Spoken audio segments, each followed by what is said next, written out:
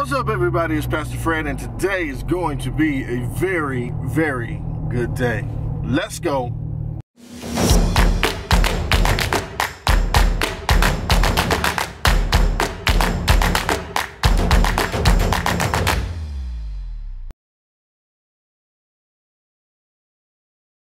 What's up, guys? I hope y'all have been enjoying these videos that have been going out. It's been a while since I did a video like this where I'm just talking about my day and sharing with you some things. Today I may not be able to show you a lot of the things that are happening, but I am going to tell you about it. Move out the way, bro. I don't want you to get ran over, but you're going to get ran over. There's a chipmunk just sitting in the middle of the road. He wants to get hit. But anyways, today I may not get to show you everything, but it is an important day because I do hope you stay and watch to the end, because I want to tell you about what's going to happen today. I don't know if you follow me on Facebook or not, but a few weeks ago I shared that I was at a restaurant here in town and there were some unsavory things that happened with a police officer and a group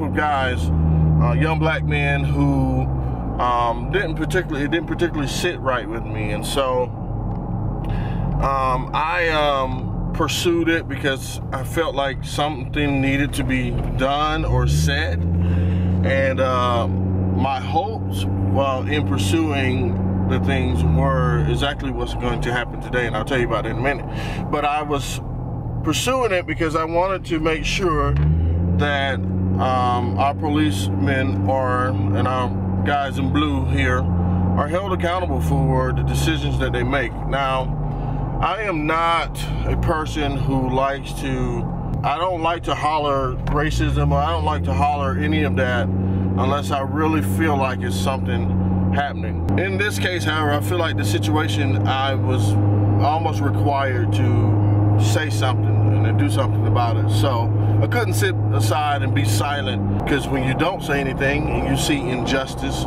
or potential injustice happening, you are just as guilty and a part of the situation as the parties involved. But we're not going there today. I felt like the situation was just basically a requirement that I say something, that I have a word in it. So when I made the decision to report what I saw, to file an official complaint, and I hate using that word, a complaint, because I don't know if it's more of a complaint than holding somebody accountable, and maybe we could better the language and you might actually have people say something more often if they feel that something's out of place. But if we all have to feel like we're complaining, complaining is just a negative tone. If I'm not complaining if I'm correcting something that actually needs to be corrected. But I filed an official complaint, and they contacted me from the police department. They let me know what was going on. I got a letter. The internal affairs person contacted me and had some great conversations with people. And when I spoke to the internal affairs person, I told him, I said, I don't want this to seem like that I'm just because I hate the word complaint. I'm a pastor. I hear complaints all the time, as the word implies, complaining. As a leader in the community, I think it's only right that officers are held to a standard of accountability. And when things like this happen, if it's a valid concern, that you make your voice known. So I said to the internal affairs person, I said, listen, I really would love to just sit and talk with the officer. I would love to sit down face to face and share with him how I felt in the moment that I was watching him when he was doing what he was doing with these guys. Now, I don't want you to think he was doing something crazy like punching and kicking and some of the stuff that we've seen happen to black men before. This was not that. This was something totally different. I'll explain it to you real quick. Officers building rapport with this group of guys. They are, again, sharing all their details. I think the troubling part was they were asking if someone asked for a cigarette, and but they didn't know which guy it was. And so I turned around literally for like 10 seconds and turned back around. It's like 6 or 7 officers surrounding these guys. These guys were not rambunctious. They were not a bother. They were just sitting on their phones, surfing the internet, whatever they were doing. Officer comes in, he's building rapport, he's doing a mastermind job at connecting with these guys. And I'm like, oh man, this guy's a good guy. I feel like he actually has their interests and concerns at his heart, and that's great. Fast forward, they another guy comes out of the bathroom. They're like, hey, did you ask somebody with a cigarette? He's like, yeah. And then they're like, are you with these guys? And he's like, yeah. So then the officer goes, well, I need everybody's ID, which is questionable from the start, because if you were looking for somebody who asked for a cigarette, you didn't need everybody's ID. But that's another conversation. So all these guys gave up their ID, no problem. Nobody argued, nobody did anything. They were very cooperative, all the above. Officer goes out and checks. While he's out checking, this officer continues building rapport. Mastermind, doing his thing, man. It is crazy. I'm sitting there like, oh, I wish he was on my church staff, because he is really good. The officer comes back in with the ID. The guy who walked out last turns around, puts his hand behind his back. Literally, he knew he had a warrant. They found it.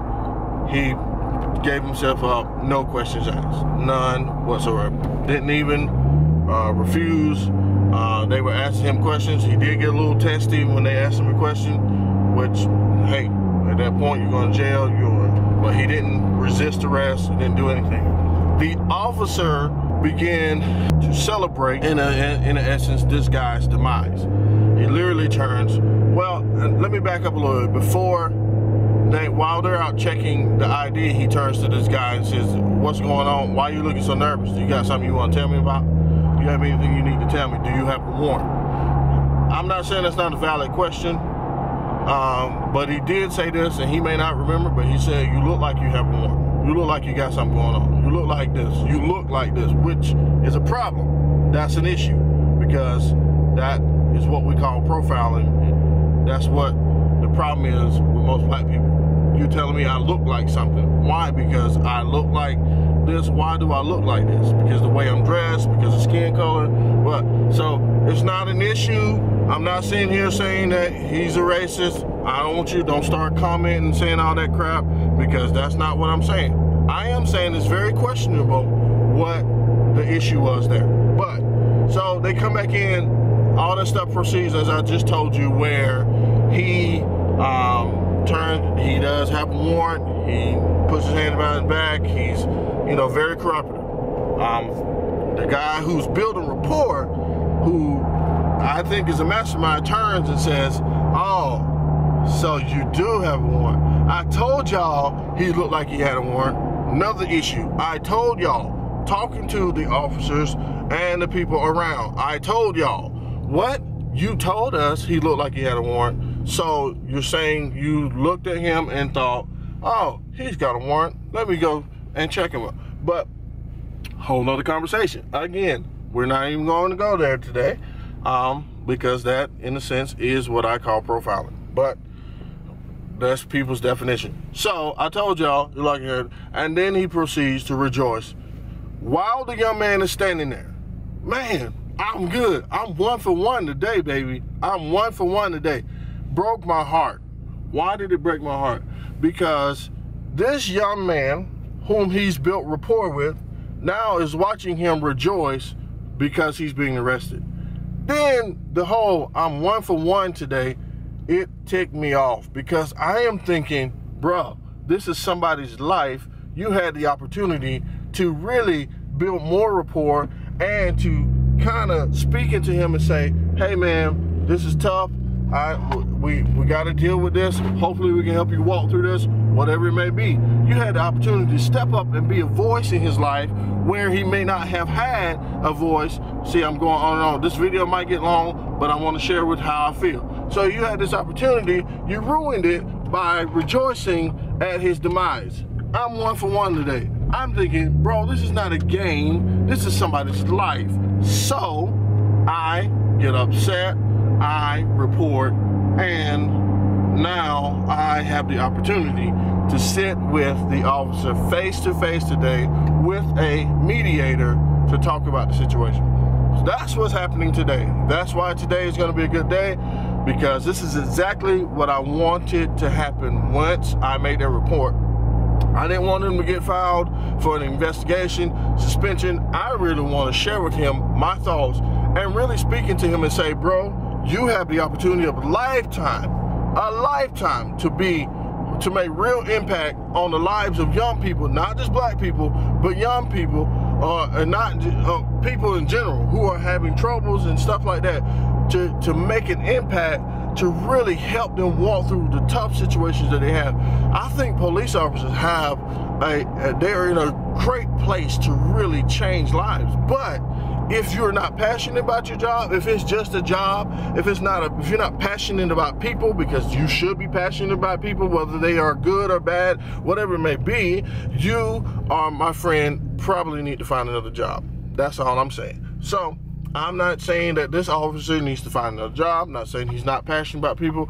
I'm saying police in general, I think you should have a healthy respect for man and woman, black or white, Asian, whoever, no matter what. You should have a healthy respect for them enough that you will be able to help them walk through whatever they're going through at that time. Not saying that they're not bad people in the world and that stuff needs to be corrected.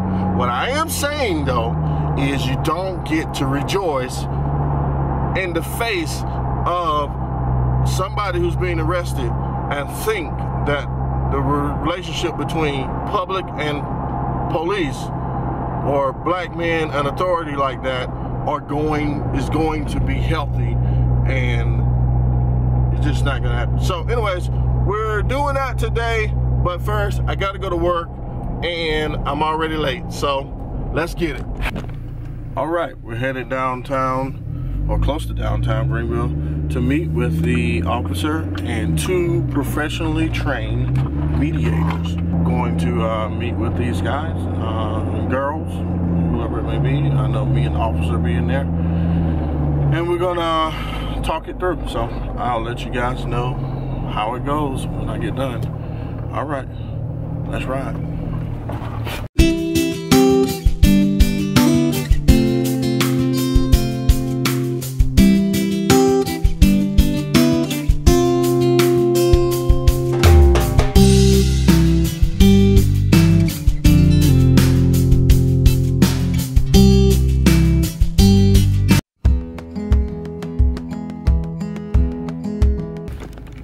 So that went very interesting.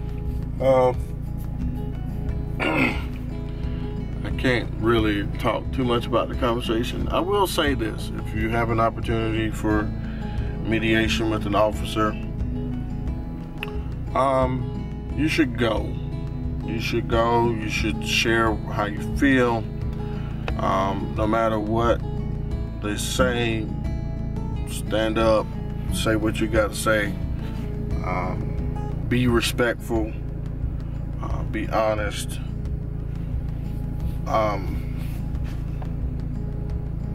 but just know the mediation is all about perspective, and it really is just conversation, sharing how you feel about a certain situation.